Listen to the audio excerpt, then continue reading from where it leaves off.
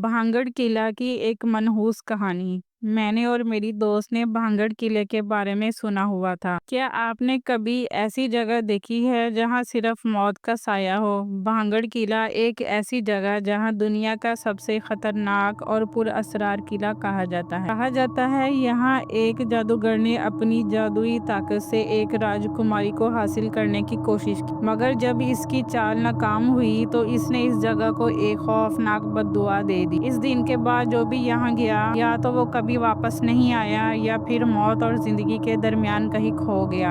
رات کے اندھیرے میں یہاں سے آنے والی چیخیں، دیواروں پر پڑنے والے سائے اور ایک ایسی ٹھنڈی ہوا جو جسم میں خوف بھر دے۔